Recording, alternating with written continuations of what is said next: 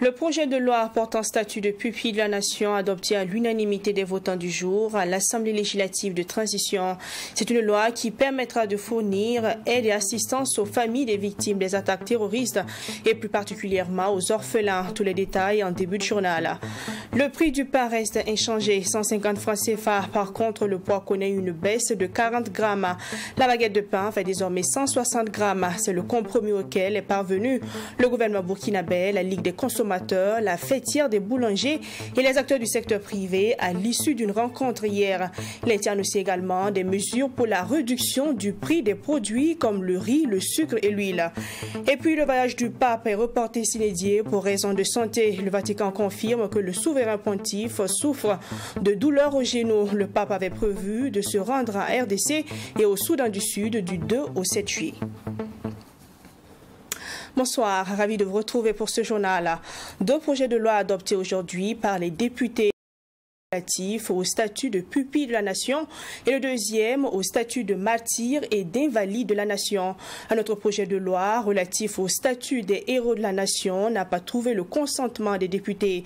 Tous ces trois projets de loi ont été défendus par le ministre de la Solidarité nationale et de l'Action humanitaire.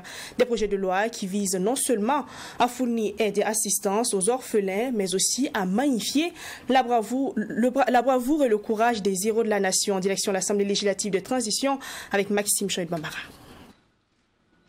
À l'unanimité des 70 votants du jour, les députés de l'Assemblée législative de transition ont adopté le projet de loi portant statut de pupille de la nation.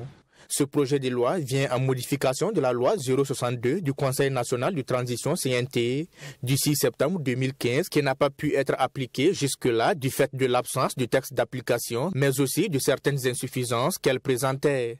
Les attaques terroristes ne cessent de faire des victimes indirectes, notamment des veuves et des orphelins, d'où l'intérêt de ce projet de loi afin de fournir aide et assistance aux familles des victimes et plus particulièrement aux orphelins. Vous savez bien qu'il y a des règles légistiques qui gouvernent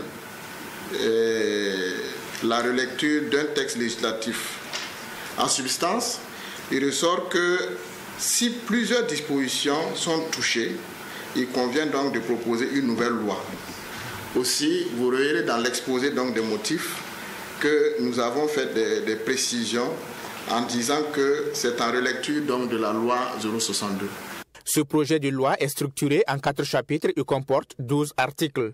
Les innovations introduites sont entre autres l'amélioration de la définition du pupille de la nation, un élargissement de la catégorie des enfants mineurs éligibles au statut de pupille de la nation, l'option pour une procédure d'adoption et la suppression de certaines conditions, ainsi que la fixation de nouvelles conditions susceptibles d'entraîner la perte de la qualité de pupille de la nation. C'est dans l'application de la loi que le gouvernement connaîtra le nombre de pupilles et également le montant qu'il faudra donc débourser. En ce qui concerne l'élargissement des bénéficiaires au-delà des enfants donc des forces de défense et de sécurité, cela est effectif car tout enfant de martyr bénéficie d'office de la qualité de pupille de la nation. La question de savoir s'il y avait une articulation entre le corps des personnes et de la famille et cette loi, en réponse donc à cette préoccupation, dans le cas d'espèce, l'État offre juste une prise en charge, mais n'a pas l'intention d'accorder une filiation à l'enfant, ce qui est d'ailleurs impossible. 2 autres projets de loi ont également été soumis aux députés de l'Assemblée législative de transition. Il s'agit du projet de loi portant statut de martyr et d'invalide de la nation et celui portant statut des héros de la nation. Si le deuxième projet de loi a été adopté, le troisième, relatif au statut des héros de la nation, n'a pas été adopté faute de consensus. Le gouvernement burkinabé, la Ligue des consommateurs, la fêtière des boulangers et les acteurs du secteur privé sont parvenus ce jeudi à un compromis sur le prix du pain et la baisse du prix des produits de grande consommation. Au sortir de la rencontre, le porte-parole du gouvernement a déclaré que le prix du pain est toujours de 150 francs CFA, mais le poids passe de 200 grammes à 160 grammes.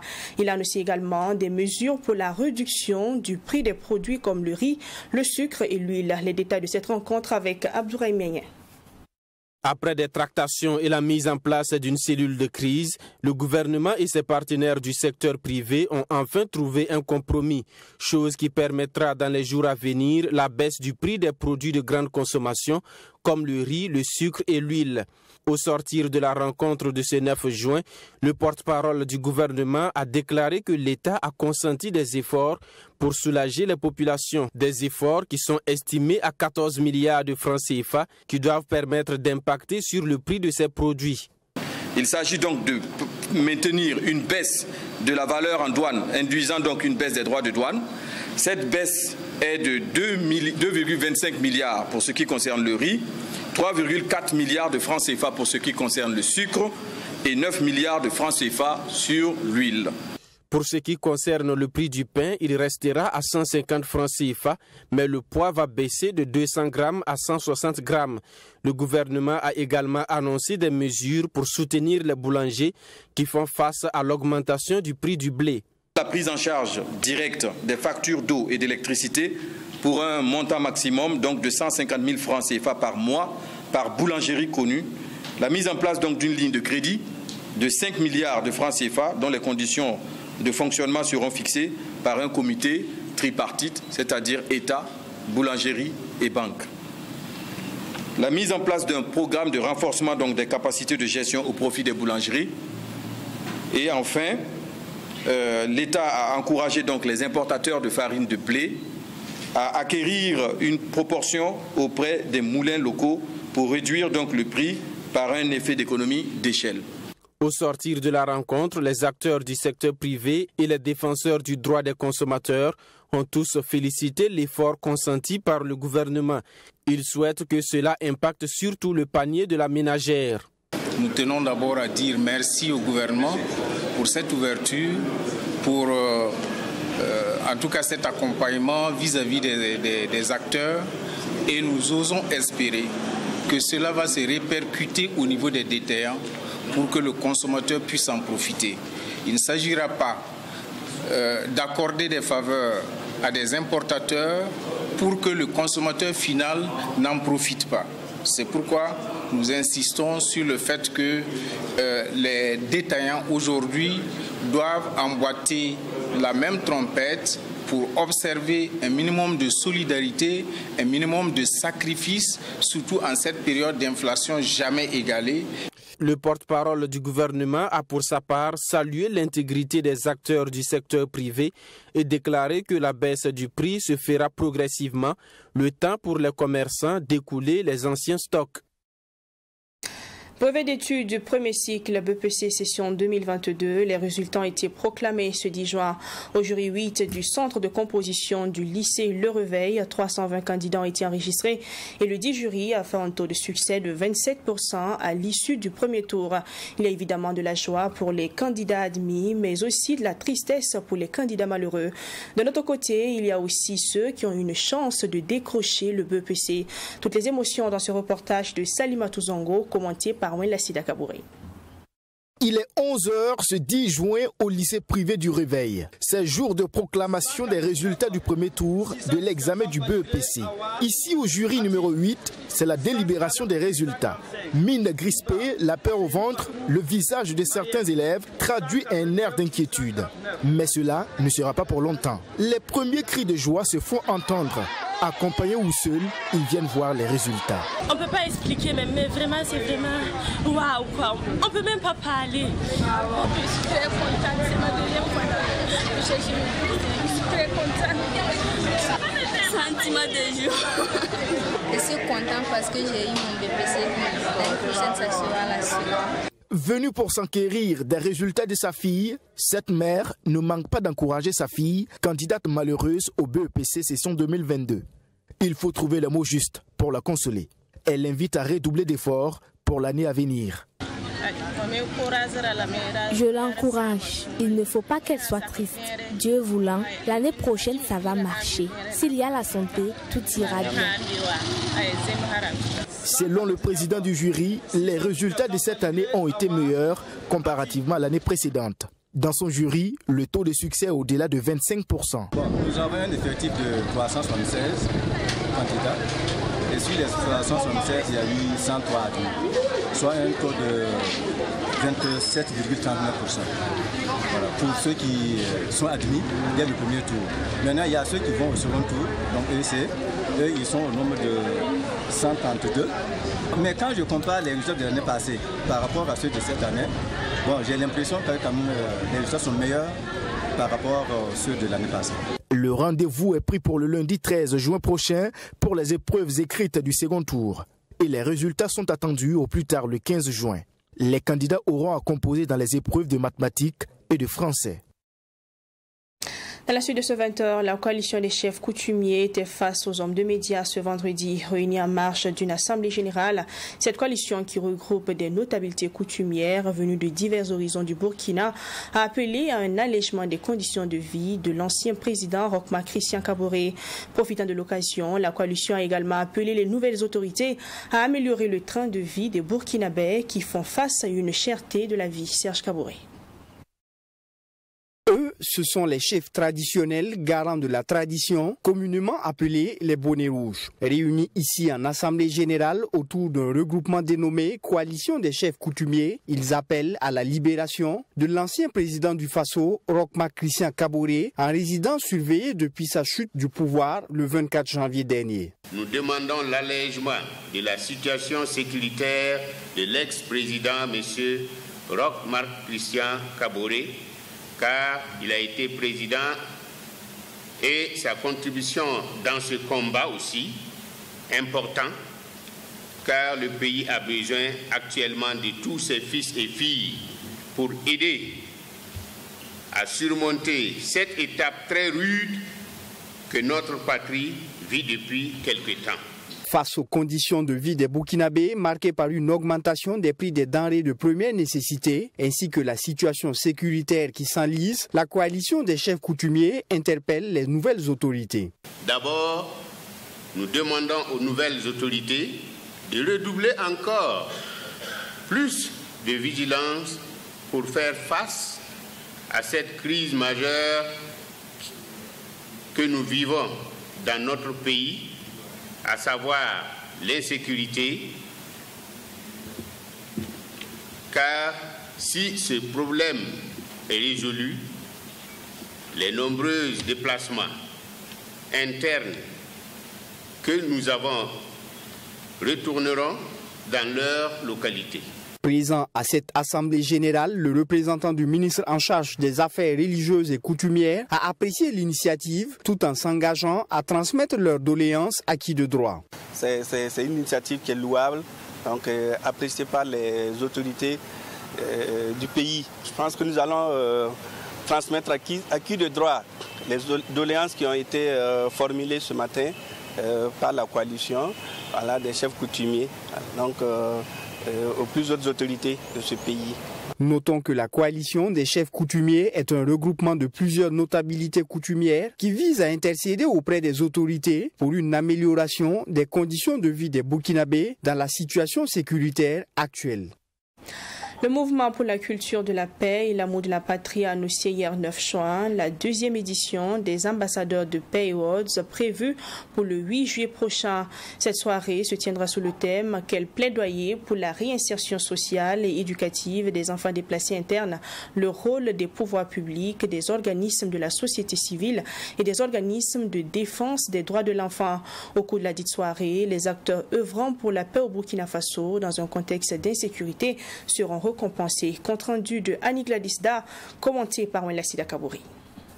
Dans un contexte d'insécurité généralisée fortement marqué par la montée du terrorisme au Burkina Faso, des mouvements et associations travaillent au quotidien pour brandir haut les couleurs de la paix et de la cohésion sociale. Le mouvement pour la culture de la paix et l'amour de la patrie, MEPAP, s'inscrit dans cette même logique et prévoit marquer une fois de plus un arrêt à travers la soirée des ambassadeurs de paix Award APA dans l'optique de récompenser le mérite des partisans de la paix qui travaillent sans répit sur le terrain de bataille en vue d'éradiquer le terrorisme sur le territoire burkinabé. Une occasion pour le MEPAP de louer leur bravoure au nom de l'ensemble des Burkinabés parce qu'ils n'ont jusque-là courbé l'échine mais ont plutôt su rester dignes et intègres pour tenir debout le Burkina résilient, à en croire le président national du MEPAP. Cette soirée d'abord c'est une soirée de distinction des hommes et des femmes de paix. C'est-à-dire que du primo c'est pour donner un exemple, pour montrer à ceux qui se battent nuit toujours. Parce que je vous ai dit qu'il y a un trophée par exemple pour le patriotisme. C'est-à-dire quand quelqu'un prend ce trophée, je me rappelle l'année passée, il a pris ça, il allait jusqu'à Solé, en milieu de bataille même, et les gens ont fêté, nous on a vu les images. Donc ça a galvanisé d'autres héros dans plusieurs jours, que ce soit à Fada et autres. C'était tous là, dans les 5 régions les plus touchées, tous les VDP étaient là, pour honorer ça. C'est-à-dire que non seulement cette soirée, c'est pour inciter, émuler les gens pour qu'ils puissent faire des actions de paix, de cohésion sociale et surtout de réconciliation nationale. Voilà pourquoi on fait autour de ça, pour réunir tous ces enfants de Dieu, tous ces hommes et femmes là, épris de paix là. C'est pour ça qu'il y a la soirée. Pour cette deuxième édition, la Nuit des APA va s'intéresser à la situation de vulnérabilité des enfants des déplacés internes. Jadis scolarisés pour certains, d'autres attachés à des activités agricoles dans leur localité d'origine, ces enfants deviennent par ailleurs des cibles vulnérables pour les recruteurs au profit des groupes armés. Le milieu de ces enfants déscolarisés et désœuvrés devient un terrain fertile à la radicalisation et à l'extrémisme violent, nous décrit le président du mouvement. Cette année, nous allons baser sur le thème des enfants. Un plaidoyer, quel plaidoyer pour la réinsertion sociale et éducative des enfants déplacés internes. Le rôle des organismes donc, de la société civile, des organismes de défense des droits de l'enfant et des pouvoirs publics. Parce que c'est clair et net que plus d'un demi-million d'enfants sont plus âgés, ne sont plus d'activités agro-culturelles, pastorales, rien, n'ont même plus droit d'accès à l'école. Et ils vont faire quoi? Et ceux de 5 à 10 ans, dans 10 ans, qu'est-ce qu'ils vont devenir alors qu'ils auront 20 à 15 ans?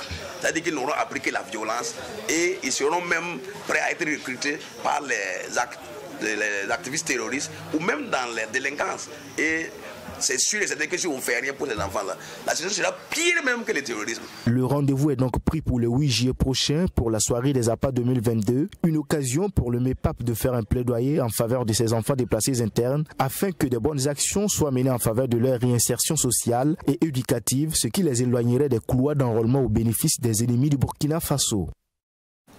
Le syndicat national des travailleurs de l'administration des douanes a tenu du 8 au 9 juin son conseil syndical. Une rencontre qui a permis aux délégués et les militants de réfléchir sur les nouveaux défis auxquels est confronté le travailleur de l'administration douanière. C'était aussi l'occasion d'actualiser la plateforme revendicative. Michael Toukré. À ce conseil syndical du syndicat national des travailleurs de l'administration douanière Sinatrad, une instance pour passer en revue les activités menées et les différentes préoccupations professionnelles des travailleurs. Une rencontre qui a réuni les responsables syndicaux et les militants autour du thème « La douane burkinabé face à des défis nouveaux, rôle et place du militant syndical ». Avec le contexte sécuritaire, voilà, les services des douanes ne peuvent plus fonctionner normalement. Qu'est-ce qu'on doit faire pour pouvoir faire face à cette situation? Il y a aussi que nous sommes dans une période transitoire et que les attentes sont nombreuses vis-à-vis de l'administration des douanes en matière de mobilisation des recettes et en matière de lutte contre les contrebandes de tout genre. Qu'est-ce que le douanier doit pouvoir faire dans ce cas-là pour pouvoir faire bien son travail et être exempt aussi de tout reproche? Ce que nous revendiquons premièrement, c'est un dialogue permanent avec l'autorité douanière qui nous permettra en tout cas de porter d'abord les préoccupations qui seront issues de ce conseil syndical pour qu'ensemble nous décidions en tout cas de la mise en œuvre de certaines revendications. Tout en félicitant la tenue de ce conseil syndical du Sinatrad, le représentant du directeur général des douanes, Robert Kontogom, a invité les participants à des réflexions tout en espérant que les conclusions des travaux vont impacter positivement sur les résultats attendus de l'administration douanière. Une administration qui dit être attentive aux préoccupations de son personnel. La direction générale des douanes effectivement attend la plateforme et comme on le dit, il y a toujours un consensus qui se dégage. Voilà. ce sont des douaniers, ils ont des préoccupations, c'est tout à fait normal effectivement qu'ils militent de sorte à améliorer effectivement les conditions de travail, aussi améliorer effectivement tout ce qu'il faut. Voilà, parce qu'au niveau de la direction générale des douanes, les attentes sont nombreuses, les attentes effectivement de l'État et des citoyens, et effectivement un syndicat responsable, effectivement c'est ce syndicat-là qui est à l'écoute de ses militants, et aussi qui est à l'écoute aussi de la direction générale des douanes, en fonction effectivement des moyens mis à la disposition de la direction générale des douanes. Le conseil syndical du syndicat national des travailleurs de l'administration douanière Sinatra, tenu du 8 au 9 juin, a été une tribune pour le représentant du directeur général des douanes d'inviter les responsables du syndicat à continuer la sensibilisation de ses militants pour une culture du professionnalisme au sein de l'administration des douanes burkinabé. Orange Digital Center a organisé une formation au profit de 200 étudiants développeurs full stack repartis entre Ouagadougou et Bodjulasso. 100 développeurs ont reçu hier 9 juin leurs attestations de fin de formation à Ouagadougou. Ils ont été formés dans la création des applications et des sites web. Notons que c'est la mission assignée à Orange Digital Center, former et accompagner les jeunes dans le domaine du digital. Images et commentaires avec Abdourahim Yéyé. Après 6 mois de formation intensive, ces étudiants se disent prêts à exercer dans le domaine du digital. Ils sont désormais des développeurs full stack, spécialisés donc dans la création d'applications et de sites web. Ils ont montré leur savoir-faire à cette cérémonie de fin de formation devant des responsables d'entreprise. L'objectif est de susciter l'intérêt de ces chefs d'entreprise vis-à-vis de leurs projets. Des projets innovants au profit des entreprises qui sont aujourd'hui contraints de s'adapter à l'évolution de la technologie pour répondre aux besoins des clients. Et notre projet consiste à un intéressé voulant louer une voiture.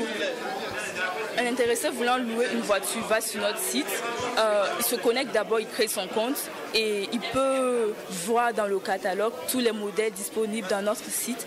Et s'il y a une voiture qui lui plaît, il fait sa réservation et voilà, il aura sa voiture. Projet multiservice. Alors c'est un projet qui permet d'intégrer des entreprises mettre des entreprises en interaction avec les clients. Par exemple, un individu qui est là, qui a des problèmes à la maison, que ce soit électricité ou peut-être même du babysitting. Voilà. Donc cette personne-là, souvent c'est déplacer, aller dans une entreprise comme ça pour étaler son problème, c'est compliqué.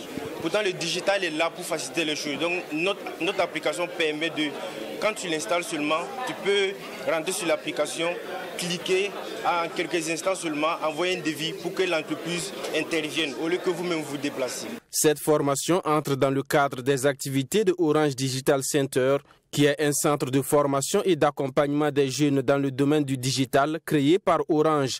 La formation est gratuite et les bénéficiaires sont sélectionnés à l'issue d'un appel à candidature. Notre objectif, c'est de former pour l'employabilité. C'est vraiment renforcer l'employabilité des jeunes dans le domaine du digital. C'est ce que nous voulons apporter au Burkina. C'est ce que le groupe Orange veut apporter au Burkina. Aider la jeunesse à trouver du travail. Donc, pour aider quelqu'un à trouver du travail, il faut que la personne soit bien formée et il faut que la personne soit encadrée. C'est pour ça que nous avons créé ce centre. Nous les formons et nous passons des accords avec des entreprises pour soit les placer en stage d'au moins 6 mois ou bien en emploi définitif. Ou bien nous les orientons aussi vers l'entrepreneuriat, c'est-à-dire l'auto-emploi. Orange Digital Center envisage étendre cette formation sur d'autres volets du numérique, notamment le marketing digital, et l'élargir également à plusieurs villes du pays. Pour ce faire, la responsable de Orange Digital Center a annoncé la création d'Orange Digital Club dans plusieurs universités du pays. Première édition du CIBA BIM Africa. Le Burkina Faso accueille du 24 au 25 juin 2022 la première édition du Salon de l'innovation de l'industrie, du bâtiment et des travaux publics BTP en Afrique francophone. Les organisateurs de ce salon étaient face à la presse aujourd'hui même pour donner les détails sur cet événement. Faire entrer le secteur du BTP burkinabé africain dans l'ère du numérique et innover dans ce secteur, c'est l'objectif recherché par ces derniers. Et plusieurs activités seront organisées au cours de cette rencontre. Les autres détails avec Mami Triana Kamabo. Le secteur du bâtiment et des travaux publics en Afrique est un secteur difficilement perméable aux innovations selon les acteurs du domaine. Pour inciter les acteurs du domaine à apporter plus des innovations dans leurs travaux, un salon international de l'innovation de l'industrie sera organisé. Initié par l'entreprise Siba BIM Africa, ce salon a pour objectif de faire entrer le secteur du BTP d'Afrique francophone dans l'ère du numérique. Il s'agira à travers cette rencontre d'amorcer la digitalisation de l'industrie du BTP qui conduira, selon les organisateurs, à un développement industriel et économique des entreprises. Le salon vise à accompagner les entreprises dans le secteur du BTP pour monter en compétences.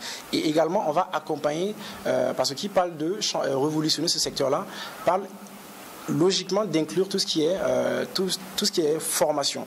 Donc on va aussi former les étudiants pour qu'ils puissent monter en compétences, car c'est eux l'avenir en fait de ce métier-là.